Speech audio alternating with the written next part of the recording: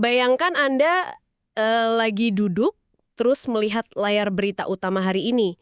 Ada spanduk besar di bawah layar ya kan, yang mengumumkan gencatan senjata di Timur Tengah.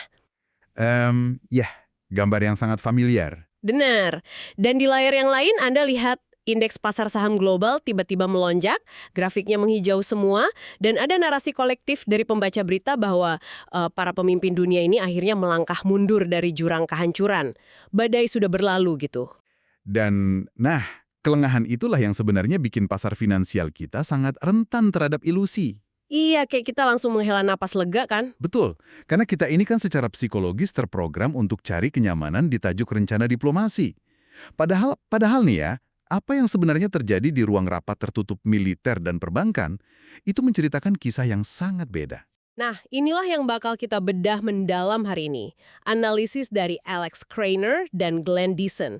Mereka ini menyoroti ilusi tersebut dengan cara yang harus saya bilang sangat brutal. Sangat tajam dan ekstrim ya. Iya, ekstrim. Mereka menawarkan kacamata analitis yang memaksa kita melihat geopolitik ini bukan dari lensa moral siapa yang baik dan jahat, tapi murni dari sisi pergerakan uang dan kelangsungan hidup sebuah sistem perbankan. Karena pada akhirnya uang yang berbicara. Bener banget. Tapi sebelum kita mulai, saya mau ngasih catatan penting buat Anda yang lagi dengerin. Kita di sini nggak lagi menghakimi siapa yang benar atau salah secara politik. Kita nggak memihak ideologi barat, timur, sayap kiri, atau sayap kanan. Ya, misi kita murni membedah argumen Krainer dan Deason secara objektif. Tepat. Cuma mau melihat logika dingin di balik argumen mereka. Jadi, mari kita bedah hal ini. Bagaimana kalau perang yang kita tonton di TV setiap malam, itu sebenarnya bukan tentang benturan ideologi, bukan soal hak asasi atau demokrasi, melainkan sebuah manuver finansial raksasa untuk menyelamatkan sistem perbankan global yang lagi diambang kehancuran. Konsep ini benar-benar membalikan seluruh pemahaman tradisional kita tentang konflik ya. Pasti. Krainer dan Deason pada dasarnya berargumen kalau peluru dan rudal itu ya cuma alat akuntansi aja. Dan kalau kita lihat respons euforia pasar terhadap pengumuman gencatan senjata Iran baru-baru ini, Yang hijau semua tadi itu ya? betul, kita lagi melihat pasar yang beroperasi dalam delusi jangka pendek. Oke, mari kita bongkar delusi itu. Pasar kan bereaksi seolah-olah perdamaian udah di depan mata nih. Padahal kalau kita teliti lihat dokumennya, khususnya usulan gencatan senjata 10 poin dari Perdana Menteri Pakistan, yang kabarnya mencakup Lebanon juga ya, Iya, mencakup Lebanon. kondisi di lapangan tuh beda jauh. Dokumen itu udah mulai dilanggar sama Amerika Serikat dan Israel bahkan sebelum tintanya kering. Ada ketidaksesuaian soal durasi juga kan? Nah, di sinilah bagian yang menarik. Washington mendesak jeda selama 45 hari. Sementara Teheran cuma setuju 2 minggu, ya kan? Dan itu pakai syarat militer ketat. Kenapa harus 45 hari? Permintaan 45 hari dari Washington itu sangat transparan kalau Anda paham cara baca logistik militer. Jeda 1,5 bulan itu bukan waktu buat merundingkan perdamaian permanen. Oh, tunggu. Berarti itu buat logistik. Itu waktu minimum yang dibutuhkan secara teknis untuk menggeser peralatan berat dan memposisikan pasukan untuk eskalasi berskala penuh. Wow, jadi ini ibarat nempelin plester luka di atas pipa bertekanan tinggi yang mau meledak, dan plester itu aja udah mulai ngelupas. Betul. Karena di analisis ini dicatat ada pergerakan masif, sekitar 50.000 pasukan Amerika, dan pengerahan helikopter Chinook besar-besaran ke kawasan Teluk. Nah, pertanyaan saya, kalau persiapan invasi darat sebesar itu udah kelihatan jelas, kenapa pasar finansial global yang isinya analis super pintar dan algoritma canggih milih tutup mata? Karena algoritma pasar saat ini itu dirancang buat memanen keuntungan harian atau kuartalan. Mereka nggak diprogram buat mikirin lanskap geopolitik 5 tahun ke depan. Jadi mereka cuma peduli profit hari ini aja. Bener banget. Krainer menyoroti kalau Amerika ini lagi mainin teater diplomasi domestik. Mereka tuh lagi berusaha keras nutupin kekalahan strategis yang memalukan dengan pura-pura mengendalikan situasi. Seolah-olah Iran yang mohon-mohon minta gencatan senjata gitu ya. Tepat. Padahal kerangka usulan 10 poin itu sepenuhnya didikte oleh Teheran.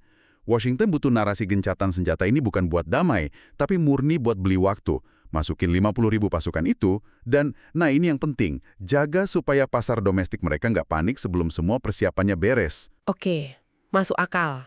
Nah, kalau narasi gencatan senjata ini cuma tabir, dan perang sebenarnya masih terus dipanasin di bawah permukaan. Lalu, apa sih hadiah utamanya?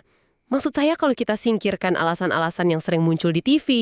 Kayak penguasaan Selat Hormuz, ancaman nuklir. Nah iya, atau isu hak asasi perempuan, rezim klerikal. Kalau semua itu kita pinggirin, apa yang sebenarnya lagi diperbutkan di sini? Kunci untuk pahamin itu, kita harus geser pandangan dari medan tempur ke brankas bank sentral. Brankas bank sentral, oke? Ya, analisis ini naruh satu angka spesifik di tengah meja. 35 triliun dolar. 35 triliun. Dolar Amerika Serikat. Itu estimasi nilai kekayaan sumber daya alam Iran. Secara fisik, mereka ini negara terkaya kelima atau keenam di dunia. Minyak, gas, mineral langka, semuanya ada. Oke, disinilah bagian yang sangat menarik menurut saya. Saya paham angka 35 triliun itu fantastis. Tapi secara makroekonomi gimana kerjanya? Kenapa tiba-tiba Bank Sentral Barat butuh banget sama tambang tembaga atau ladang minyak Iran buat nyelamatin sistem keuangan mereka sendiri?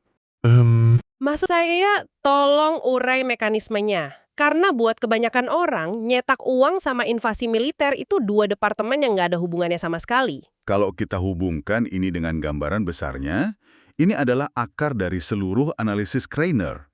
Sistem perbankan fiat barat saat ini itu udah nyentuh batas akhirnya, udah mau hancur. Karena mereka nyetak uang dari udara kosong. Betul. Selama puluhan tahun, mereka nyiptain triliunan dolar, euro, pound sterling murni dari ketiadaan. Lewat utang, lewat pelonggaran kuantitatif. Uang ini tuh nggak di-backup sama emas, bukan juga didukung kapasitas produksi pabrik. Cuma didukung janji bayar di masa depan. Dan dampaknya? Ketika Anda ngebanjirin sistem pakai uang yang diciptakan dari ketiadaan, nilai mata uang itu jadi encer, terdilusi. Nah, inilah yang bikin inflasi struktural yang mencekik kelas menengah di mana-mana sekarang. Jadi uang di dompet kita, tabungan Anda yang lagi dengerin ini, itu kehilangan nilainya karena terlalu banyak uang baru yang dipompa ke sistem. Tepat. Dan sistem curang yang isinya gelembung utang ini cuma bisa dikasih napas buatan kalau mereka terus-terusan nemu aset jaminan atau kolateral fisik yang baru buat nyeembangin neraca fiktif mereka. Oke, saya mulai nangkap. Oligarki perbankan ini kan nggak bikin barang nyata. Mereka cuma butuh kolateral. Jadi, mereka lihat 35 triliun dolar sumber daya alam Iran itu bukan sebagai kekayaan sebuah bangsa berdaulat, tapi sebagai injeksi likuiditas raksasa buat sistem mereka. Wah, ini bikin sistem perbankan global kedengaran kayak vampir finansial ya. Terus-terusan butuh donor darah segar berupa aset negara lain buat bertahan hidup. Analogi yang sangat akurat. Kalau mereka bisa gulingin rejim di sana, terus maksa supaya semua sumber daya itu masuk ke sistem perdagangan yang cuma pakai dolar atau euro, itu langsung ngasih nyawa baru ke mata uang fiat mereka yang lagi sekarat. Tapi ini memunculkan satu masalah praktis yang gede banget dong. Anda kan nggak bisa seorang presiden nggak mungkin berdiri di podium terus bilang ke rakyatnya, sistem perbankan kita mau hancur karena kita kebanyakan nyetak uang. Jadi tolong kirim anak kalian ke medan perang buat ngerampok aset negara lain. Nggak bakal ada yang mau dukung. Bener. Nggak akan ada warga yang mau bayar pajak buat biayain perampokan akuntansi gitu. Tentu saja nggak. Makanya, setiap manuver finansial raksasa kayak gini tuh selalu dibungkus pakai kain penutup moralitas. Dijual sebagai perang orang baik lawan penjahat. Ya, perang epik antara peradaban melawan kebiadaban.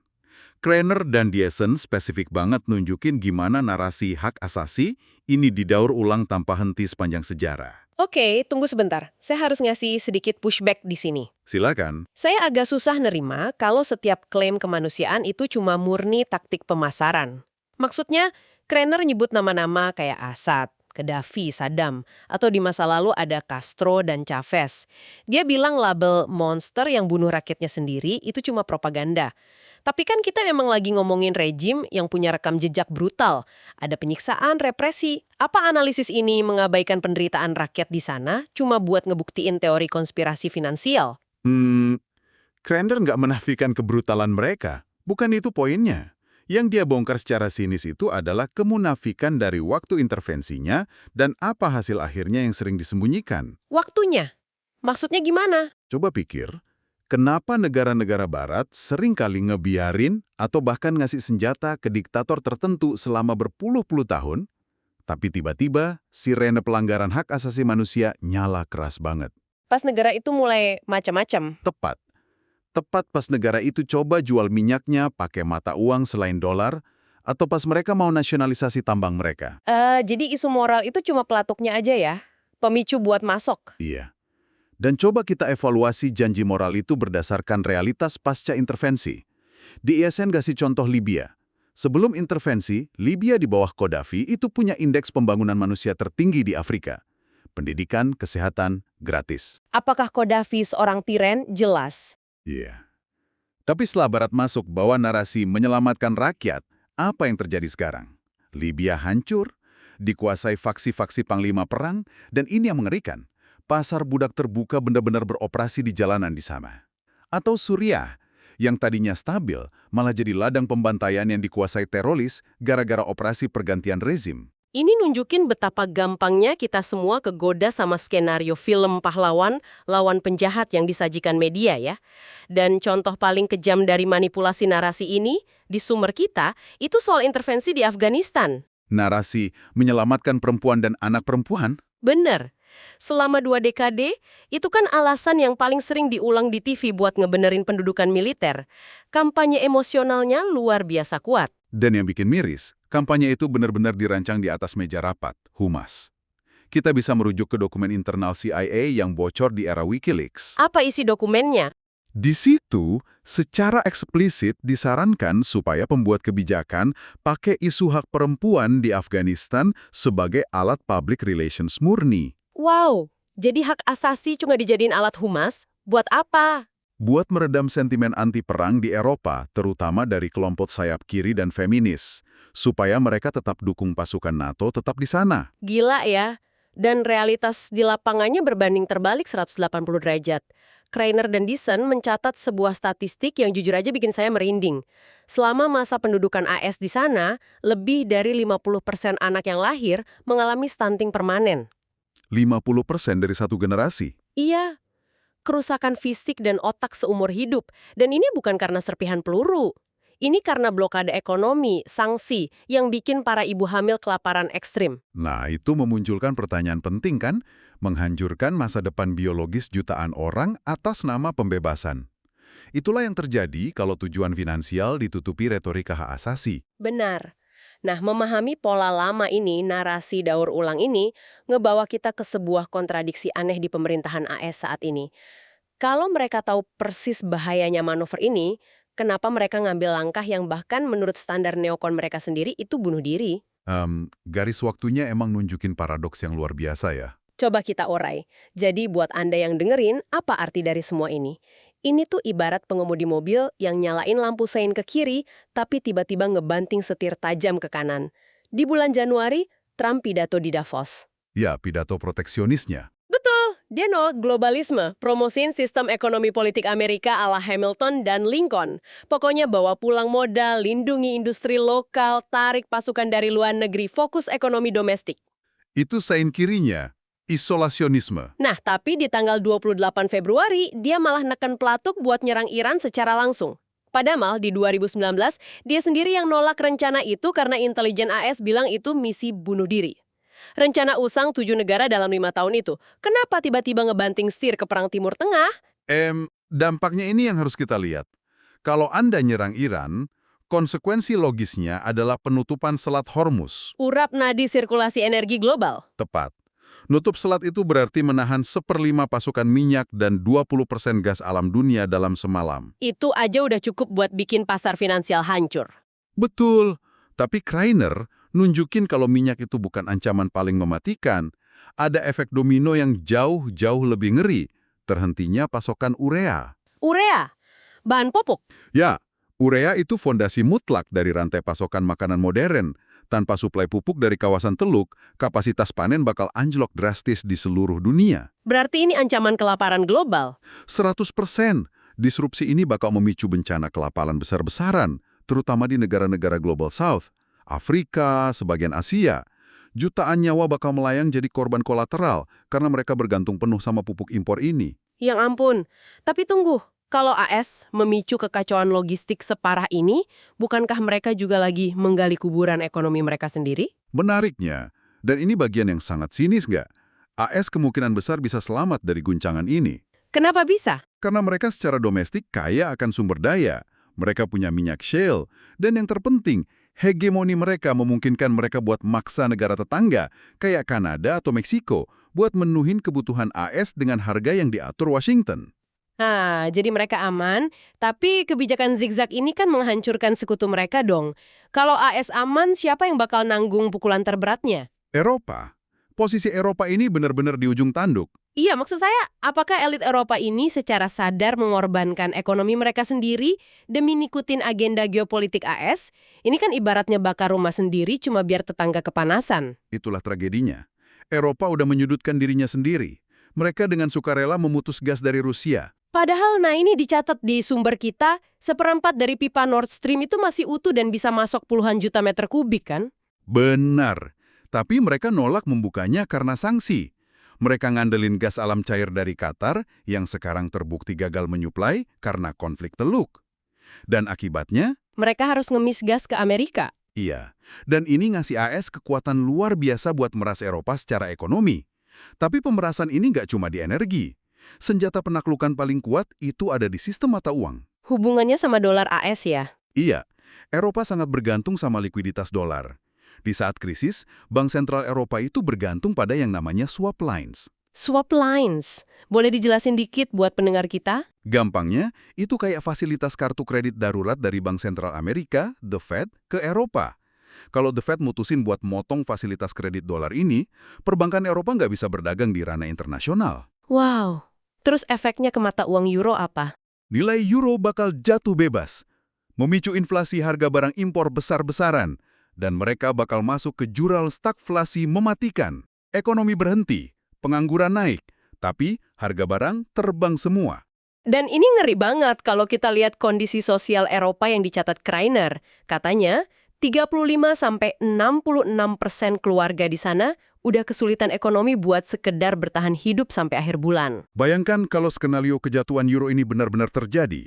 Ini bukan sekedar resesi di atas kertas.